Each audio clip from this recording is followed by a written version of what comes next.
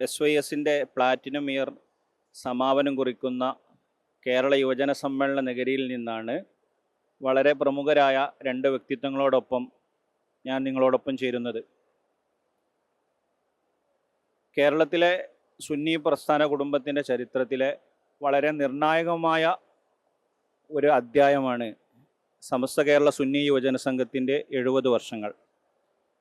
അതോട് ചേർത്തു വായിക്കേണ്ട ചരിത്രമാണ് കേരളത്തിലെ മദ്രസാ പ്രസ്ഥാനത്തിൻ്റെ ചരിത്രം. 1950 വരെയും സമസ്ത കേരള ജംഇയ്യത്തുൽ ഉലമയുടെ നേതൃപദവി കേരളത്തിലെ മുസ്ലിം സമുദായത്തിനുണ്ടായിരുന്നെങ്കിലും അതിൻ്റെ പ്രവർത്തനങ്ങൾ ജനകീയമാക്കുന്നതിൽ വലിയ പങ്ക് വഹിച്ചിട്ടുള്ള രണ്ട് സംവിധാനങ്ങളാണ് കേരളത്തിലെ മദ്രസാ പ്രസ്ഥാനവും അതേപോലെ തന്നെ യുവജന സംഘടനയും. SYSൻ്റെ 70-ാം വാർഷിക സമ്മേളനം ആഘോഷിക്കുന്ന അല്ലെങ്കിൽ അതിൻ്റെ ആഘോഷങ്ങൾക്ക് സമാപനം കുറിക്കുന്ന ഈ സമയത്ത് അതിൻ്റെ സമാന്തരമായി അല്ലെങ്കിൽ അതിനോടൊപ്പം തന്നെ കേരളത്തിലെ പ്രാസ്ഥാനിക കുടുംബത്തിൻ്റെ മുന്നേറ്റത്തെ ജനകീയമാക്കുന്നതിൽ വലിയ ഔന്നിത്യത്തിലേക്ക് നയിക്കുന്നതിൽ നിർണായക പങ്കുവഹിച്ച വിദ്യാഭ്യാസ ബോർഡിൻ്റെ മദ്രസാ പ്രസ്ഥാനത്തിൻ്റെ ചരിത്രവും കൂടി അയവിറക്കുകയാണ്. ഈ സമയത്ത് ഈ വിഷയത്തിൽ നമ്മളോട് സംസാരിക്കാൻ നമ്മോടൊപ്പം സുന്നി വിദ്യാഭ്യാസ ബോർഡിൻ്റെ secretary professor AK Abdul Hameed സാഹിബുണ്ട്. അതേപോലെ തന്നെ വിദ്യാഭ്യാസ ബോർഡിൻ്റെ ജനറൽ മാനേജർ ബഹുമാനപ്പെട്ട CP സൈദ് അലി മാഷ് ചങ്ങര രണ്ടുപേരും നമ്മളോടൊപ്പം ചേരുന്നുണ്ട്. പ്രേക്ഷകർക്ക് വേണ്ടി രണ്ടുപേരെയും ഈ സംഭാഷണത്തിലേക്ക് സ്വാഗതം ചെയ്യുന്നു. നമുക്കതിൻ്റെ ഒരു രൂപീകരണ പശ്ചാത്തലം പറഞ്ഞു തുടങ്ങാം. SYS രൂപീകരിക്കപ്പെട്ടപ്പോൾ ഒരു ബഹുജന കൂട്ടായ്മ എന്നുള്ള രൂപത്തിലാണ് SYS രൂപീകരിക്കപ്പെട്ടത്. അത് ജനകീയമായി ഗ്രാമങ്ങളിൽ കുടുംബങ്ങളിലൊക്കെ വലിയ സ്വാധീനം ഉണ്ടാക്കാൻ സാധിച്ചു.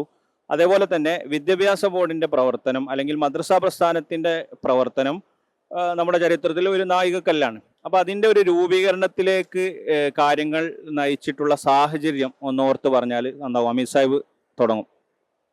ബിസ്മില്ലാഹിർ റഹ്മാനിർ റഹീം. SYS സമസ്ത കേരള സുന്നി യുവജന സംഘം 1954 രൂപീകൃതമായപ്പോൾ ഇപ്പോൾ അതിൻ്റെ 70-ാം വാർഷികം ആഘോഷിക്കുകയാണ്. 1951 വിദ്യാഭ്യാസ ബോർഡ് നിലവിൽ വരുന്നത്. അതിലേക്ക് നയിക്കേണ്ട സാഹചര്യം 1950-45 കാലഘട്ടത്തിന് മുമ്പൊക്കെ കേരളത്തിലെ മതവിദ്യാഭ്യാസം വെറും ഓത്തുപള്ളിയിൽ ഒതുങ്ങിയതായിരുന്നു. കൃത്യമായൊരു സിലബസോ വ്യവസ്ഥാപിതമായ രൂപങ്ങളോ ട്രെയിനിങ്ങോ ഒന്നും ഇല്ലാത്ത ഓത്തുപള്ളി സിസ്റ്റത്തിൽ നിന്ന്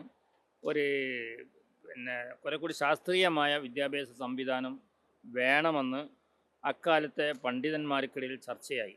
ആ ചർച്ചയ്ക്ക് തിരികൊളുത്തിയത് മൗലാന മർഹൂം നൂറുൽ ഉലമ MA അബ്ദുൽ ഖാദർ മുസ്ലിയാർ ഉസ്താദായിരുന്നു. ഉസ്താദിൻ്റെ ഒരു ലേഖനമാണ് അന്ന് ചർച്ചയ്ക്ക് വന്നത്. അതിനെ തുടർന്നുണ്ടായ സമസ്ത കേരള ജംഇയ്യത്തുൽ ഉലമയുടെ ഒരു വാർഷിക സമ്മേളനത്തിൽ ഇക്കാര്യം ചർച്ച ചെയ്യുകയും ഇനി മദ്രസ സിസ്റ്റം നാട്ടിലുണ്ടാവണം, ഈ കാലഘട്ടത്തിലെ കുട്ടികൾക്ക് കുറെ കൂടി പ്രായോഗികമായ വിദ്യാഭ്യാസം ലഭിക്കണമെങ്കിൽ മദ്രസകൾ വേണമെന്ന അഭിപ്രായം വരികയും അങ്ങനെ ആ 1951 തന്നെ വിദ്യാഭ്യാസ ബോർഡിന് അന്ന് സമസ്ത കേരള ഇസ്ലാം മത വിദ്യാഭ്യാസ ബോർഡ് എന്ന പേരിലാണ് വിദ്യാഭ്യാസ ബോർഡ് നിലവിൽ വന്നത്. അത് പ്രവർത്തനം തുടങ്ങി അങ്ങനെ കുറേ കാലം നമ്മൾ പ്രവർത്തിച്ചു വരുന്നതിനിടയിൽ വ്യാപകമായി മദ്രസകൾ ഓരോ മഹല്ലുകളിലും മദ്രസകൾ ഉണ്ടാക്കി, ഏകീകൃതമായ സിലബസ് ഉണ്ടാക്കി, പരീക്ഷകൾ, അതുപോലെ തന്നെ അധ്യാപക ട്രെയിനിങ്, ഒരുപാട് സംവിധാനങ്ങൾ അന്നൊക്കെ MA ഉസ്താദിൻ്റെയും അതുപോലെയുള്ള വലിയ ദീർഘവീക്ഷണമുള്ള പണ്ഡിതന്മാരുടെ നേതൃത്വത്തിൽ നടന്നു വരികയായിരുന്നു. പിന്നീട് 1989-90 കാലഘട്ടങ്ങളിൽ സമസ്ത കേരള ജംഇയ്യത്തുൽ ഉലമ എന്ന അതിൻ്റെ മേൽഘടകമായ പണ്ഡിത സംഘടനകൾ അനിവാര്യമായി ഉണ്ടായ ഒരു പുനഃസംഘടനയുടെ ഫലമായി വിദ്യാഭ്യാസ ബോർഡും പുനഃസംഘടിപ്പിച്ചു. അങ്ങനെ സുന്നി വിദ്യാഭ്യാസ ബോർഡ് നിലവിൽ വന്നു, Islamic education board of India നിലവിൽ വന്നു. ഇങ്ങനെ വിദ്യാഭ്യാസ ബോർഡ് സംവിധാനങ്ങൾ രൂപപ്പെടാനുണ്ടായ സാഹചര്യം സംബന്ധ ബാക്കി കാര്യങ്ങൾ ചോദിച്ചാൽ പറയാം. അതിൻ്റെ വളരെ പ്രാഥമികമായിട്ടുള്ള പ്രവർത്തനങ്ങളെക്കുറിച്ച് പറയാനാവോ? എന്ന് പറഞ്ഞാൽ ഒരു മുൻമാതൃകയില്ല, ഒരു ഫ്രെയിമില്ല, ഓഫീസില്ല, പുസ്തകമില്ല, ഇങ്ങനത്തെ ഒക്കെ ഒരു സാഹചര്യത്തിലാണല്ലോ തുടങ്ങുന്നത്. അതിൻ്റെ പ്രാരംഭകാല പ്രവർത്തനങ്ങൾ അമീർ സാഹിബിനെ പറയാം അല്ലേ? വിദ്യാഭ്യാസ ബോർഡ് നേരത്തെ ഇസ്ലാമിക വിദ്യാഭ്യാസ ബോർഡിൻ്റെ ആ രീതിയിൽ തന്നെയാണ് പ്രവർത്തനം ആരംഭിച്ചത്. പക്ഷെ പാഠപുസ്തകങ്ങൾ സ്വന്തമായിട്ടില്ല, വേറൊരു സംവിധാനമില്ല, ഓഫീസില്ല. അങ്ങനെ ഒന്നും സീറോയിൽ നിന്നാണ് വിദ്യാഭ്യാസ ബോർഡ് നിലവിൽ വരുന്നത് പുനഃസംഘടനയ്ക്ക് ശേഷം. മദ്രസയിലെ പുസ്തകങ്ങൾ സ്വന്തമായി ഉണ്ടാക്കണം, വിവിധ വിഷയങ്ങളിൽ ഉണ്ടാക്കണം. ഫിഖ്ഹിൽ വേണം, അഖീദയിൽ വേണം, താരീഖിൽ വേണം, അതുപോലെ തന്നെ അഖ്ലാഖിൽ വേണം, തജ്വീദ് വേണം. എല്ലാ വിഷയങ്ങളിലും പുസ്തകം ഉണ്ടാക്കാൻ വേണ്ടി നല്ല പ്രഗത്ഭരായ കുറേ പണ്ഡിതർ, ബഹുമാനപ്പെട്ട കോടമ്പഴ ബാവോസ്താദിൻ്റെ നേതൃത്വത്തിൽ ബഹുമാനപ്പെട്ട സുൽത്താൻ ഉലമ കാന്തപുര ഉസ്താദും അതുപോലെ ആലിമീങ്ങളും ഒരുമിച്ച് കൂടി ബാവോസ്താദിൻ്റെ നേതൃത്വത്തിൽ ഒരു സംഘത്തെ, ഒരു ടീമിനെ അതിനു വേണ്ടി വിനിയോഗിക്കുകയും അൽഹംദുലില്ലാഹ് ഒരൊറ്റ മാസത്തിനകം എല്ലാ വിഷയത്തിലും എല്ലാ ക്ലാസ്സിലേക്കുമുള്ള പുസ്തകങ്ങൾ ഉണ്ടാക്കാൻ നമുക്കന്ന് സാധിച്ചു. ആ പുസ്തകങ്ങൾ വിവിധ ഭാഷകളിൽ അൽഹംദുലില്ലാഹ് വിശദമായി പിന്നീട് പറയാം, ഭാഷകളിലായിട്ട് ഇപ്പോൾ നടന്നുകൊണ്ടിരിക്കുന്നുണ്ട്. ഏറ്റവും പ്രായോഗികമായ ഒരു വിദ്യാഭ്യാസ സംവിധാനമായി എല്ലാവരും അംഗീകരിച്ച ഒരു കരിക്കുലവും പാഠപുസ്തകങ്ങളുമാണ് ഇന്ന് സുന്നി വിദ്യാഭ്യാസ ബോർഡ് ഉപയോഗിച്ച് വരുന്നത്. ഇതിൻ്റെ നിലവിലെ ഒരവസ്ഥ പരിശോധിച്ചാൽ എത്രത്തോളം മദ്രസകളുണ്ട്, അല്ലെങ്കിൽ അതിൻ്റെ പഠന രീതി, പാഠ്യപദ്ധതി, ഇതൊക്കെ ശാസ്ത്രീയമാക്കാനൊക്കെ വേണ്ടി നിലവിൽ നടന്നു വരുന്ന സംവിധാനങ്ങൾ എന്തൊക്കെയാണ്? CP സാറ് തുടങ്ങും. ബിസ്മില്ലാഹി അൽഹംദുലില്ലാഹ് സ്വലാത്തു വസ്സലാമു അലാ അഷ്റഫിൽ റസൂലില്ലാഹ്. സുന്നി വിദ്യാഭ്യാസ ബോർഡിന് കൃത്യമായ ഒരു കരിക്കുലവും സിലബസും ഉണ്ട്. നമുക്ക് ICERT എന്ന് പറയുന്ന Islamic educational research and training എന്ന് പറയുന്ന ഒരു റിസർച്ച് വിങ്ങുണ്ട്. ആ റിസർച്ച് വിങ്ങിൻ്റെ നേതൃത്വത്തിൽ കൃത്യമായ പഠനങ്ങളും ഗവേഷണങ്ങളും നടത്തി അതിനനുസരിച്ച് വളരെ കൃത്യമായി ആവശ്യമായ പരിഷ്കരണങ്ങൾ വരുത്തിക്കൊണ്ടാണ് നമ്മുടെ വിദ്യാഭ്യാസ ബോർഡിൻ്റെ പ്രവർത്തനങ്ങൾ നടക്കുന്നത്. ഇപ്പോൾ കേരളം ഉൾപ്പെടെ 22 സംസ്ഥാനങ്ങളിലാണ് നമ്മുടെ പ്രവർത്തനങ്ങൾ ഇപ്പോൾ വ്യാപകമായിട്ടുള്ളത്. അതിൽ പ്രധാനമായും കേരള, കർണാടക, തമിഴ്നാടാണ് പ്രധാനമായും ഉള്ളത്. അത് കഴിഞ്ഞാൽ പിന്നെ ജനസംഖ്യ കൂടുതൽ വിദ്യാഭ്യാസ ബോർഡിൻ്റെ പ്രവർത്തനങ്ങൾ കൊണ്ട് കൂടുതൽ വരുന്നത് ബംഗാൾ, ആസാം, ന്യൂഡൽഹി, ഗുജറാത്ത്, അതുപോലെ കാശ്മീർ, ഇങ്ങനെ തുടങ്ങിയ സ്ഥലങ്ങളാണ്. ഇതല്ല മറ്റ് 22 സംസ്ഥാനങ്ങളിൽ കൂടി നമുക്കുണ്ട്. ഇപ്പം നമുക്ക് 10,182 മദ്രസകൾ ഈ കേരളം ഉൾപ്പെടെയുള്ള മറ്റു സംസ്ഥാനങ്ങളിലും കേരളത്തിന് ഇന്ത്യക്ക് പുറത്ത് Saudi Arabia, Bahrain, Kuwait, Qatar, Oman തുടങ്ങിയ മറ്റ് വിദേശ രാജ്യങ്ങളിലടക്കം നമുക്ക് 10,182 മദ്രസകൾ ഇപ്പോൾ പ്രവർത്തിക്കുന്നുണ്ട്. ഇതിന് പുറമെ ഈ ഒരു സ്ട്രീം എന്ന് പറയുന്നത് ഇത് യഥാർത്ഥത്തിൽ ഈ -3 മുതൽ, അതായത് 3 വയസ്സ് പ്രായമുള്ള കുട്ടികളെ മുതൽ വിദ്യാഭ്യാസ ബോർഡിൻ്റെ പ്രവർത്തന പരിധിയിൽ വരുത്തുന്നുണ്ട്.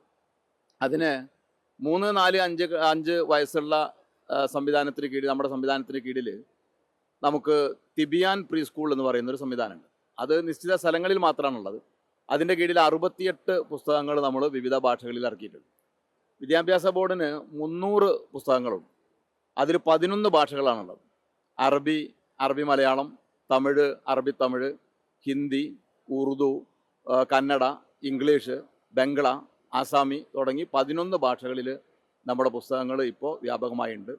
ഡൽഹിയിലാണ് നമ്മുടെ പ്രധാനമായ ഓഫീസുള്ളത്. ഡൽഹി ദരിയാഗഞ്ചിലുള്ള ഖട്ട മസ്ജിദിനടുത്താണ് നമ്മുടെ പ്രധാന ഓഫീസുള്ളത്.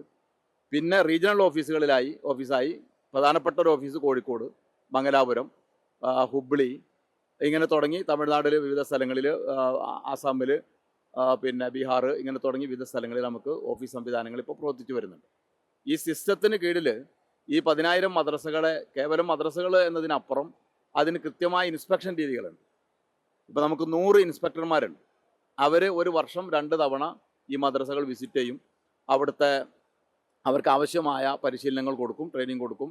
ഇതിന് പുറമെ 50 ഓർഗനൈസർമാർ കേരളത്തിന് പുറത്ത് വിവിധ സംസ്ഥാനങ്ങളിലായി നമുക്ക് പ്രവർത്തിക്കുന്നത്. ഇതാണ് നമ്മുടെ ഇപ്പോഴത്തെ ഒരു സിസ്റ്റം. മൊത്തം ഒരു 5,50,000 വിദ്യാർത്ഥികളാണ് നമ്മുടെ ഈ സംവിധാനത്തിന് കീഴിൽ മദ്രസയിൽ വരുന്നത്. ഇതിന് പുറമെ IAME എന്ന് പറയുന്ന സംവിധാനമുണ്ട്. 360 സ്കൂളുകൾ രജിസ്റ്റേർഡ് കേരള സിലബസിലും CBSEയിലും ICSE, ideal association for minority education എന്ന് പറയുന്ന IAME. അതിന് പുറമെയാണ് ജാമിയത്തുൽ ഹിന്ദ്.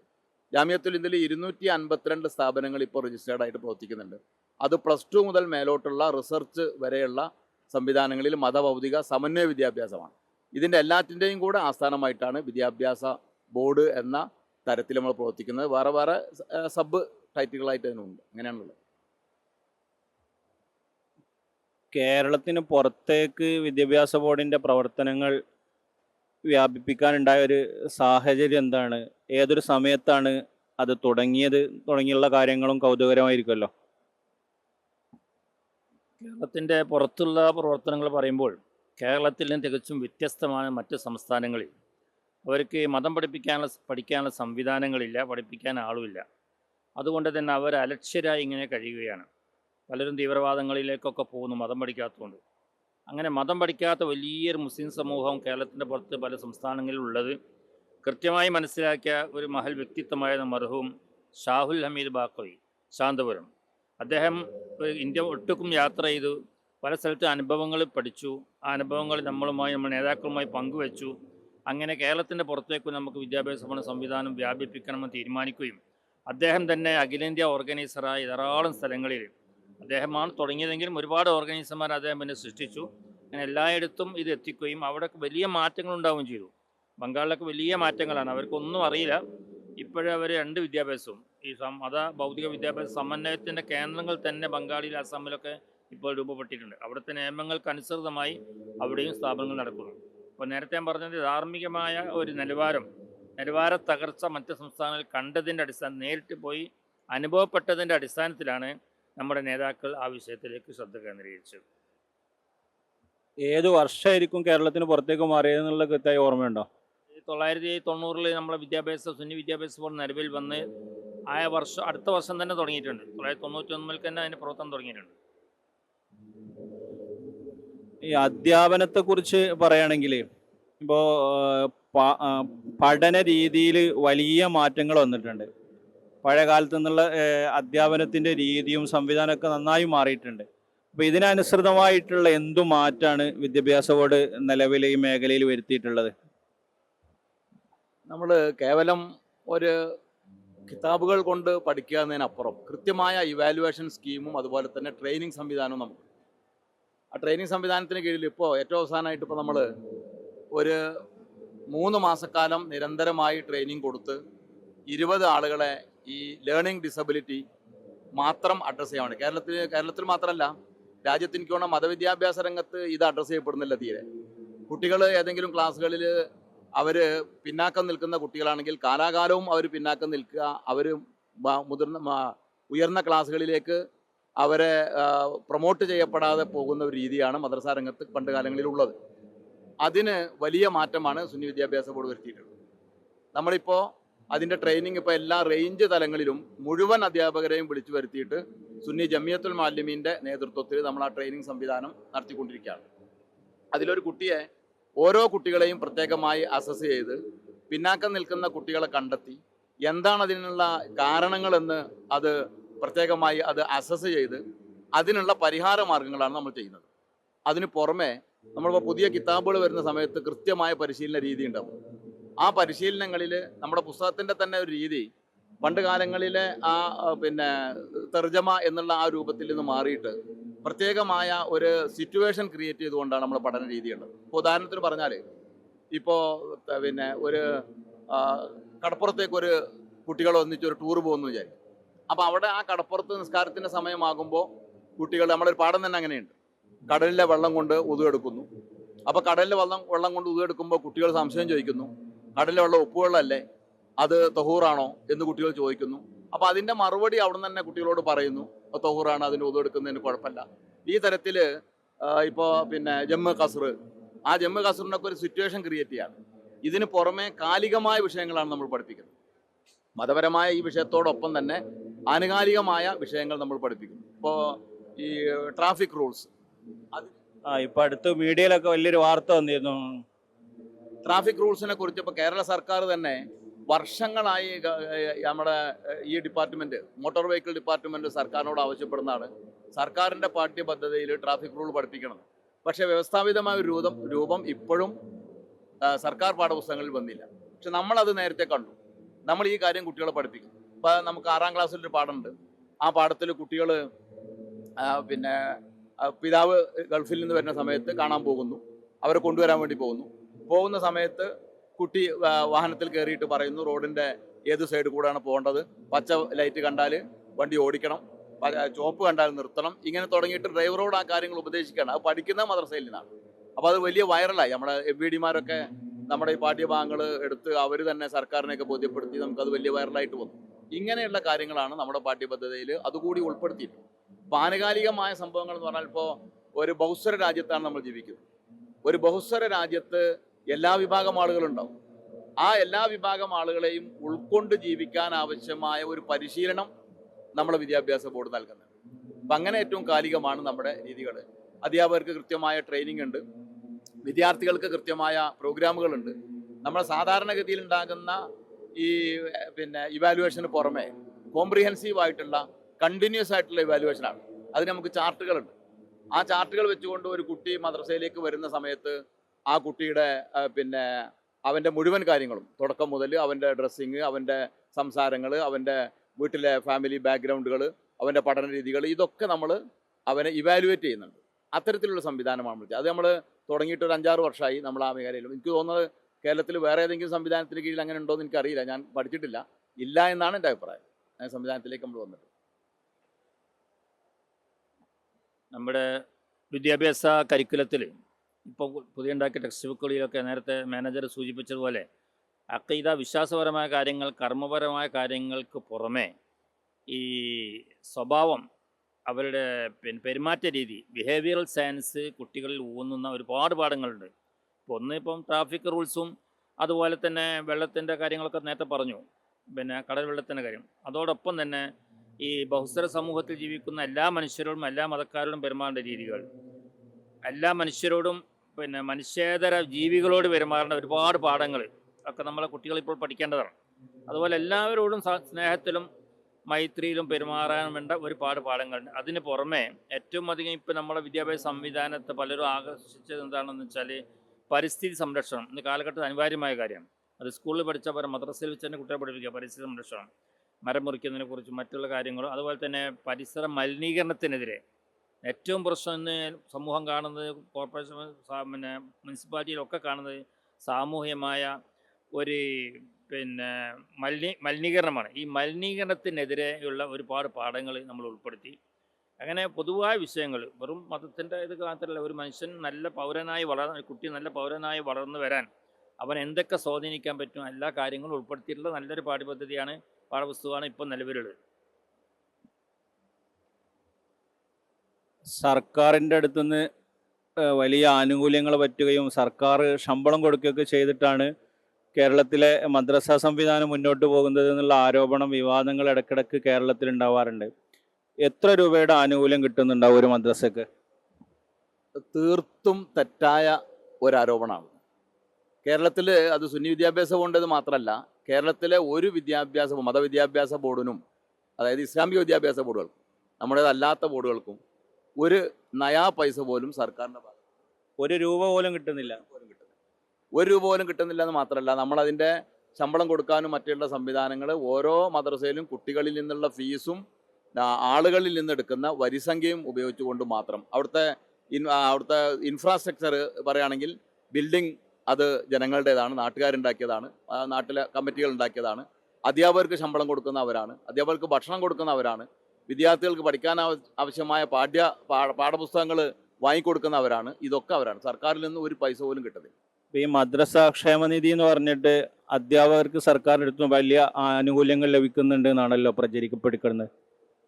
മദ്രസാ ക്ഷേമനിധി എന്ന് പറഞ്ഞത് ഒരു ക്ഷേമനിധിയാണ്. അതായത് അധ്യാപകർ നിശ്ചിത വിഹിതം കൊടുക്കുന്നു, മാനേജ്മെൻറ്റും വിഹിതം കൊടുക്കുന്നു. ആ വിഹിതം കൊടുത്ത ഏതൊരു ക്ഷേമനിധിയാണെങ്കിലും, ഇപ്പോൾ ചെത്തു തൊഴിലാളി ക്ഷേമനിധി ഉണ്ട്, ഇവിടെ മോട്ടോർ തൊഴിലാളി ക്ഷേമനിധി ഉണ്ട്, ഇങ്ങനെ പലതരത്തിലുള്ള ക്ഷേമനിധികളുണ്ട്. ആ ക്ഷേമനിധികളെപ്പോലെ ഒരു ക്ഷേമനിധി മാത്രമാണത്. അത് മതപരമായ ഏതെങ്കിലും തരത്തിൽ അതിന് സർക്കാർ ഫണ്ട് വെച്ചിട്ടില്ല. ഇതിനു വേണ്ടി മാത്രമായി സർക്കാർ പ്രത്യേകമായി ഫണ്ട് വകയിരുത്തിക്കൊണ്ട് സർക്കാരിൻ്റെ ഫണ്ട് ചെലവഴിച്ചുകൊണ്ടുള്ള ഒന്നല്ല. അധ്യാപകരടക്കുന്ന വിഹിതം അത് അവർ നിശ്ചിത കാലാവധി കഴിയുമ്പോൾ അവർക്ക് തിരിച്ചു കിട്ടുന്നു എന്നല്ലാതെ സർക്കാരിൻ്റെ ഒരു തരത്തിലുള്ള ഔദാര്യവും അതിലുണ്ടെന്ന് പറയാൻ കഴിയില്ല. ആ തരത്തിലാണ് അത്. ക്ഷേമ പ്രവർത്തനങ്ങൾ അത് നമ്മുടെ കീഴിലുള്ള ജമീയത്തുൽ മുഅല്ലിമീൻ നേതൃത്വത്തിൽ അധ്യാപകർക്ക് ഒരുപാട് ക്ഷേമ പ്രവർത്തനങ്ങൾ നടത്തുന്നുണ്ട്. അവർക്ക് മക്കളെ കല്യാണം കഴിക്കാൻ, അതിന് വീട് വെക്കാൻ, രോഗചികിത്സക്ക് ഒക്കെ സാമ്പത്തിക സഹായം കൊടുക്കുന്നുണ്ട്. അതിന് പുറമെ വിദ്യാഭ്യാസ ബോർഡ് നേരിട്ട് തന്നെ മറ്റൊരുപാട് സംവിധാനങ്ങൾ ഉണ്ടാക്കി. ജമീയത്തുൽ മുഅല്ലിമീനും വിദ്യാഭ്യാസ ബോർഡും സഹകരിച്ചുകൊണ്ട് ഇപ്പോൾ 100 വീടുകൾ, സംസ്ഥയുടെ 100ാം വാർഷികത്തോടനുബന്ധിച്ച് 100 പാവപ്പെട്ട മുഅല്ലിങ്ങൾക്ക് വീടുകൾ ഉണ്ടാക്കാൻ വേണ്ടി തീരുമാനിക്കുകയും അത് ഇപ്പോൾ ഏറെക്കുറെ 40 പണി നടന്നുകൊണ്ടിരിക്കുന്നു. 1-2-3 ഉദ്ഘാടനം കഴിഞ്ഞു. ഇൻഷാ അല്ലാഹ് 100 കഴിഞ്ഞാൽ പിന്നെയും ഇങ്ങനെയുള്ള ക്ഷേമ പ്രവർത്തനവും മാലിന്യങ്ങൾക്ക് വേണ്ടി ധാരാളം നടത്തുന്നുണ്ട്. അതൊന്നും സർക്കാരിൻ്റെ ഒരു സഹായം അതിലില്ല. പൂർണ്ണമായും ജനങ്ങളിൽ നിന്ന് പിരിക്കുന്ന, സമൂഹത്തിൽ നിന്ന് കിട്ടുന്ന കാശ് കൊണ്ടാണ്. ഇങ്ങനെയൊക്കെ ആകുമ്പോഴും മദ്രസയിൽ പോകുന്നത് കൊണ്ട് ആളുകൾ വർഗീയവാദികളാകുന്നു, ദേശവിരുദ്ധ പ്രവർത്തനങ്ങളിൽ പങ്കാളികളാകുന്നു എന്നൊക്കെ വിശേഷിപ്പിക്കപ്പെടാറുണ്ട്. ഞാൻ മനസ്സിലാക്കിയെടുത്തോളം മദ്രസകൾ ഈ പാഠ്യവിഷയങ്ങൾക്ക് വേണ്ടിയിട്ടുള്ള കേന്ദ്രങ്ങളായി ഉപയോഗപ്പെടുത്തുന്നതോടൊപ്പം മറ്റു പല വിഷയങ്ങൾക്കും ഇപ്പോൾ ചില സ്ഥലത്ത് ഗ്രാമസഭകൾ ചേരാറുണ്ട്, ഇലക്ഷൻ്റെ സമയത്ത് പോളിംഗ് സ്റ്റേഷനുകളാവാറുണ്ട്. ഇങ്ങനെയൊക്കെയുള്ള പൊതുവായിട്ടുള്ള കുറേ കാര്യങ്ങൾക്ക് വേണ്ടിയിട്ട് മദ്രസ പ്രാദേശിക സാഹചര്യങ്ങൾക്കനുസരിച്ച് ഉപയോഗപ്പെടുത്താറുണ്ട്. ഇതിന് വിദ്യാഭ്യാസ ബോർഡിന് പ്രത്യേകമായിട്ട് എന്തെങ്കിലും പദ്ധതി ഉണ്ടോ, അല്ലെങ്കിൽ ഇതിൽ എന്തെങ്കിലും ഒരു പോളിസി പറയാനുണ്ടോ? അങ്ങനെ ഒന്നുകൂടി വ്യക്തമാക്കിയാൽ, ഇപ്പം മദ്രസയിൽ പഠിക്കുന്നത് കൊണ്ടാണ് ആളുകൾ അവർ വർഗീയവാദികളാകുന്നത്, അതേപോലെ തന്നെ ദേശവിരുദ്ധ പ്രവർത്തനങ്ങളുടെ ഭാഗമാകുന്നു എന്നൊക്കെ പറയാറുണ്ട്.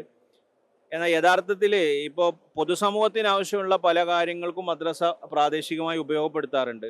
ചിലയിടങ്ങളിൽ ഗ്രാമസഭകൾ ചേരാറുണ്ട്, എലക്ഷൻ്റെ സമയത്ത് ഉപയോഗപ്പെടുത്താറുണ്ട്. ചില സ്ഥലത്ത് സർക്കാരിൻ്റെ ഹെൽത്ത് ഡിപ്പാർട്ട്മെൻറ്റിൻ്റെ പോളിയോ വിതരണം, കുത്തിവെപ്പ്, ഇങ്ങനത്തേനൊക്കെ കേന്ദ്രമായിട്ടും മദ്രസകൾ ഉപയോഗിക്കാറുണ്ട്. അപ്പോൾ ഈ ഒരു വിഷയത്തിൽ ഒരു പൊതുവായിട്ടുള്ളൊരു പോളിസി, ഒരു നിലപാട് എന്തെങ്കിലും വിദ്യാഭ്യാസ ബോർഡിന് ഉണ്ടോ എന്നുള്ളതാണ്. വിദ്യാഭ്യാസ ബോർഡിനെ സംബന്ധിച്ചിടത്തോളം സമൂഹത്തിൻ്റെ പൊതു സ്വത്താണ് ഈ മദ്രസ തന്നെ. സമൂഹത്തിൻ്റെ എന്ന് പറഞ്ഞാൽ നമ്മൾ അത് നിർമ്മിച്ചതും അത് പ്രാവർത്തികമാക്കുന്നതും മുസ്ലിങ്ങളുടേതാണെങ്കിലും അത് പൊതുവായ ഉപയോഗത്തിന് വേണ്ടി എല്ലാ സ്ഥലങ്ങളിലും, ഇതിനപ്പുറം ഈ ഗ്രാമസഭ ഇങ്ങനെയുള്ള കാര്യങ്ങൾക്ക് വേണ്ടി മാത്രമല്ല, പൊതുസമൂഹത്തിന് ആവശ്യമുള്ള ഏത് കാര്യങ്ങൾക്കും വേണ്ടി നമ്മൾ നൽകുന്നുണ്ട്. പ്രളയത്തിൻ്റെ സമയത്ത് ദുരിതാശ്വാസ ക്യാമ്പ്, പ്രളയ സമയത്ത് നമ്മൾ ദുരിതാശ്വാസ ക്യാമ്പുകൾ എന്ന് മാത്രമല്ല, അവിടെ മരിച്ച ആളുകൾക്ക് അവരുടെ കുളിപ്പിക്കുന്നതിനും അനുബന്ധ കാര്യങ്ങൾക്കും ഇങ്ങനെയുള്ള എല്ലാ കാര്യങ്ങൾക്കും നമ്മൾ സമൂഹത്തിന് എന്തൊക്കെ ആവശ്യമുണ്ടോ ആ ആവശ്യങ്ങൾക്കൊക്കെ വേണ്ടി നമ്മൾ ഉപയോഗിക്കുന്നുണ്ട്. ഇതിന് പുറമെ ഈ രാവിലത്തെ ഈ ഒരു ക്ലാസ് കഴിഞ്ഞാൽ പിന്നെ വനിതാ ക്ലാസ്സുകൾക്ക് വേണ്ടിയിട്ട്, സ്കൂൾ വിദ്യാഭ്യാസത്തിന് വേണ്ടിയിട്ട് നമ്മളെ തന്നെ ഒരുപാട് മദ്രസകൾ ഇപ്പോഴും വാടകയ്ക്ക് സ്കൂളിൻ്റെ വേണ്ടി വാടക കൊടുത്തിട്ടുണ്ട്. തുച്ഛമായ വാടകയ്ക്ക് വേണ്ടി കൊടുത്തിട്ടുണ്ട്. വാടക ഇല്ലാതെയും ഉപയോഗിക്കുന്ന സ്ഥാപനങ്ങൾ. പിന്നെ ഈ നേരത്തെ നിങ്ങൾ പറഞ്ഞ വർഗീയവാദികളാകുന്നു എന്ന തരത്തിലുള്ള, അത് വെറും ഒരു പ്രചരണം മാത്രമാണ്. അത് എന്താണ് ഇതിൽ പഠിപ്പിക്കുന്നത് എന്ന് അറിയാത്ത ആളുകൾ മനഃപൂർവ്വം ഇളക്കി വിടുന്ന ഒരു കാര്യം മാത്രമാണ്. യഥാർത്ഥത്തിൽ ഒരു തരി പോലും അതിൽ സത്യമില്ല. മതവിദ്യാഭ്യാസം യഥാർത്ഥത്തിൽ ഉൾക്കൊണ്ട ഒരാൾക്ക് ഒരു ബഹുസ്വര രാജ്യത്ത് എല്ലാവരോടും കാരുണ്യം കാണിക്കാനും സമാധാനത്തോടു കൂടി പ്രവർത്തിക്കാനും അല്ലാതെ ഒരു വിഘടനവാദിയോ വർഗീയവാദിയോ ആകാൻ ഒരിക്കലും യഥാർത്ഥ മതവിശ്വാസിക്ക് കഴിയില്ല. നമ്മുടെ പാഠ്യപദ്ധതിയും അതുപോലെ തന്നെയാണ്. ഒരിക്കലും തൻ്റെ നാട്ടിലുള്ള അമുസ്ലിങ്ങളായ ആളുകളോട് അല്ലെങ്കിൽ മതമില്ലാത്ത ആളുകളോട് ശത്രുതാപരമായ ഒരു നിലപാട് നമ്മുടെ പാഠ്യഭാഗങ്ങളിൽ എവിടെയും പഠിപ്പിക്കുന്നില്ല. മാത്രമല്ല അവരോട് കാര്യങ്ങൾ ബോധ്യപ്പെടുത്തി വിഷയങ്ങൾ പറഞ്ഞു കൊടുക്കുക എന്നല്ലാതെ വേറെ ഒരു തരത്തിലുള്ള കാര്യങ്ങൾ നമ്മൾ ചെയ്യുന്നില്ല. വിദ്യാഭ്യാസ ബോർഡിൻ്റെ ഇപ്പോൾ ഈ പുതിയ അല്ലെങ്കിൽ ഏറ്റവും അടുത്ത കാലത്ത് ഇനി നടപ്പാക്കാനുള്ള ഡ്രീംസ്, സ്വപ്നങ്ങൾ എന്തൊക്കെയായിരിക്കും? വിദ്യാഭ്യാസ ബോർഡ് പ്രധാനമായി ഈ മദ്രസ വിദ്യാഭ്യാസം, ഈ ധാർമ്മിക വിദ്യാഭ്യാസം കൂടുതൽ ജനകീയമാക്കുക എന്നുള്ളതിനാണ്. നമ്മുടെ മദ്രസയിൽ വരുന്ന കുട്ടികൾ എല്ലാവരും പൊതുവിദ്യാഭ്യാസത്തിന് വേണ്ടി സ്കൂളിൽ സമീപിക്കുന്നവരുമുണ്ട്. നമ്മുടെ വിദ്യാഭ്യാസ ഈ കെട്ടിടത്തിൽ വെച്ച് തന്നെ ഭൗതിക വിദ്യാഭ്യാസം നൽകുന്നതുമുണ്ട്. അപ്പോൾ വിദ്യാഭ്യാസപരമായ കുട്ടികളെ ഉയർത്തിക്കൊണ്ടുവരാൻ വേണ്ടി നമ്മളിപ്പോൾ ഒരു സ്മാർട്ട് എക്സാമിനേഷൻ ഇപ്പോൾ രൂപപ്പെടുത്തിയിട്ടുണ്ട്. വിദ്യാഭ്യാസ ബോർഡിൻ്റെ മദ്രസയിലെ കുട്ടികൾക്ക് മതകാര്യങ്ങളിലും മറ്റ് പൊതുകാര്യങ്ങളിലും ജനറൽ നോളജിലൊക്കെ ഒരു അവഗാഹം ഉണ്ടാക്കിയെടുക്കാനും അവരെ പൊതു മത്സര പരീക്ഷകളിലേക്ക് അവരെ യോഗ്യരാക്കിയെടുക്കാനും വേണ്ടിയാണ് സ്മാർട്ട് സ്കോളർഷിപ്പ് പരീക്ഷ ഇപ്പോൾ രൂപപ്പെടുത്തിയത്. 2 വർഷം ആയിപ്പം, കഴിഞ്ഞ വർഷം കഴിഞ്ഞു, ഈ വർഷവും അത് പൂർത്തിയായി. അതിൻ്റെ റിസൾട്ട് ഇപ്പം അടുത്ത ദിവസം വരാൻ പോവുകയാണ്. അതിന് വലിയ രൂപത്തിൽ അതിൻ്റെ അവാർഡുകളൊക്കെ കൊടുക്കുന്നുണ്ട്, സ്കോളർഷിപ്പ് കൊടുക്കുന്നുണ്ട്. കുട്ടികളെ വിദ്യാഭ്യാസപരമായി എന്തായാലും മുസ്ലിം സമുദായത്തിൽ നിന്നല്ല എല്ലാ വിഭാഗം പിന്നോക്ക വിഭാഗങ്ങളൊക്കെ ഉയർത്തിക്കൊണ്ടുവരിക എന്നുള്ള ഒരുപാട് സ്വപ്നങ്ങളുണ്ട്, ഇനിയുമുണ്ട്. ഈ IAS, സിവിൽ സർവീസിൻ്റെ ഒക്കെ കോച്ചിങ് ഒക്കെ കുറെ കൂടി നമുക്കൂടി പങ്കാളിത്തത്തോട് ചെയ്യണമെന്നാണ് ഞങ്ങൾ ആഗ്രഹിക്കുന്നത്. ഇൻഷാ അല്ലാഹ്. ആ കാര്യത്തിൽ കേരള മുസ്ലിം ജമാഅത്തിൻ്റെ കഴിഞ്ഞ ഒരു 3 വർഷം മുന്നേ നമ്മൾ കേരളത്തിലുള്ള എല്ലാ വിദ്യാഭ്യാസത്തെയും, മതവിദ്യാഭ്യാസത്തെയും ഭൗതിക വിദ്യാഭ്യാസത്തെയും വനിതാ വിദ്യാഭ്യാസത്തെയും അതുപോലെ തന്നെ നഴ്സറി വിദ്യാഭ്യാസത്തെയും എല്ലാ കാര്യത്തെയും നമ്മൾ വിശദമായി സമയമെടുത്ത് പഠിച്ചു. അങ്ങനെ വിശദമായി പഠനം നടത്തിയതിന് ശേഷം നമ്മൾ അതിൻ്റെ ഒരു ഒരു ആ, ആ, കേരളത്തിലെ ഇന്നത്തെ സാഹചര്യങ്ങളെക്കുറിച്ച് പഠിച്ച് നമ്മൾ അതിൻ്റെ റിസൾട്ട് എന്ന നിലക്ക് നമ്മളൊരു കമ്മീഷനെ നിയോഗിച്ച് ആ കമ്മീഷൻ കണ്ടെത്തിയ കാര്യങ്ങൾ നമ്മളൊരു പുസ്തകമായി ഇറക്കിയിട്ടുണ്ട്. അതിനടുത്ത ഒരു 25 വർഷക്കാലത്തേക്ക് ഈ സമൂഹത്തിൽ വിദ്യാഭ്യാസ രംഗത്ത് വരേണ്ട മാറ്റങ്ങൾ എന്തൊക്കെയാണ്, എന്തൊക്കെ പരിഷ്കാരങ്ങളാണ് വരുത്തേണ്ടത് എന്നതിനെക്കുറിച്ച് കൃത്യമായി പഠനം നടത്തി. അതിന് നമ്മൾ വിവിധ മേഖലകളാക്കി തിരിച്ചിട്ടുണ്ട്. ഒന്ന് പ്രീ സ്കൂൾ സംവിധാനം, ഒന്ന് സ്കൂൾ സംവിധാനം, മറ്റൊന്ന് മദ്രസ വിദ്യാഭ്യാസം, മറ്റൊന്ന് നമ്മുടെ ഉന്നത വിദ്യാഭ്യാസം, ശരീഅത്ത് കോളേജും മറ്റു മതവിദ്യാഭ്യാസം, ഇങ്ങനെ തുടങ്ങിയിട്ട് അതിന് തിരിച്ച് അതിനെ വിവിധ പാർട്ടുകളാക്കി ആ പാർട്ടുകൾ ഓരോ ഘടകങ്ങൾക്ക് കൊടുത്തിട്ടുണ്ട്. ഇപ്പോൾ വിദ്യാഭ്യാസ ബോർഡിന് അതിൻ്റെ ഒരു ഭാഗം കിട്ടിയിട്ടുണ്ട്.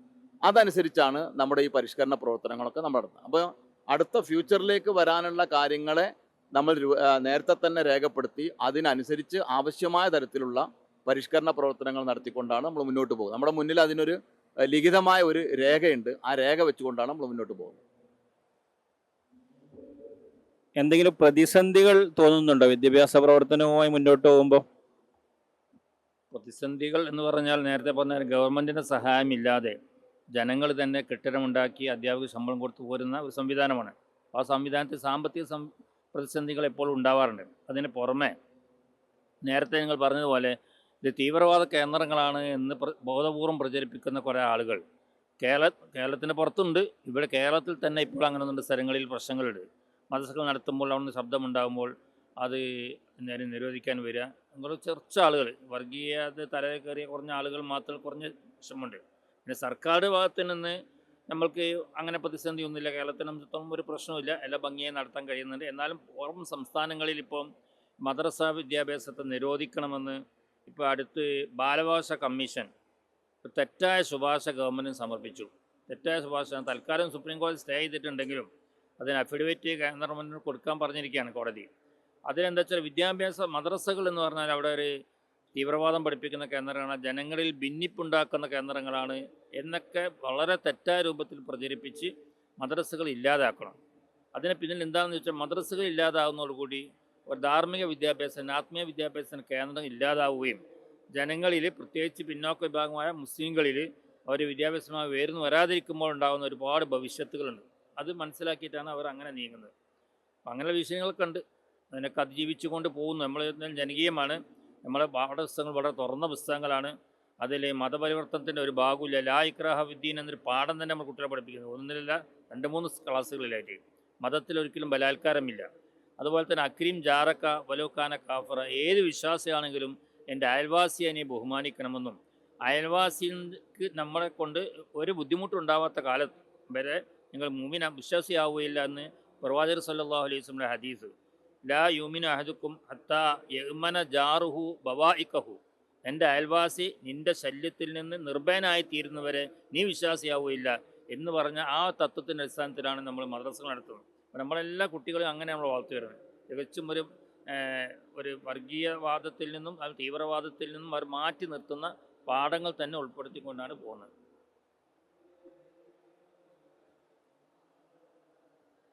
തൽക്കാലം ഈ സംഭാഷണം ഇവിടെ അവസാനിപ്പിക്കുകയാണ്. മദ്രസ വിദ്യാഭ്യാസം ഒരു തുറന്ന പുസ്തകമാണ്.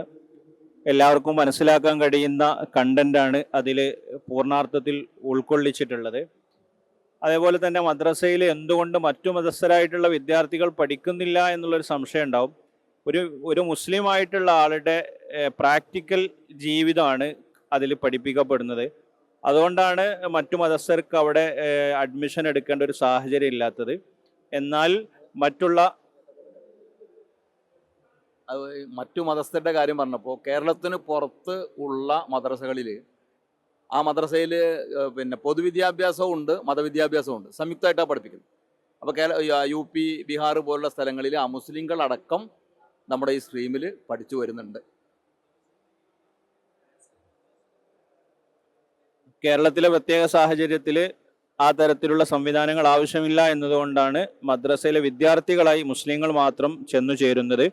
മറ്റുള്ള സർക്കാർ സംവിധാനങ്ങൾക്ക് നേരത്തെ സൂചിപ്പിച്ച പോലെ ഗ്രാമസഭകൾക്ക്, ഇലക്ഷൻ പോളിംഗ് സെന്ററുകൾക്ക് അതിനൊക്കെ ആവശ്യമുള്ള സ്ഥലങ്ങളിൽ അത് അനുവദിച്ചു കൊടുത്തുകൊണ്ട് അതിന് സാഹചര്യം ഉണ്ടാക്കിയിട്ട് ഒരു പൊതു സംവിധാനമായി, ഒരു പൊതുസ്വത്തായി തന്നെയാണ് മദ്രസ മുന്നോട്ട് പോകുന്നത്. വലിയ പ്രതീക്ഷകളോടെ പുതിയ പദ്ധതികളുമായി നമ്മുടെ പ്രവർത്തനങ്ങൾ പുരോഗമിച്ചുകൊണ്ടിരിക്കുകയാണ്. ഇത്രയും സമയം നമ്മോട് സംസാരിച്ച ഹമീദ് സാഹിബിനും അതേപോലെ തന്നെ CP സാറിനും എല്ലാവിധ സന്തോഷങ്ങളും അറിയിച്ചുകൊണ്ട് ഈ സംഭാഷണം ഇവിടെ അവസാനിപ്പിക്കുന്നു.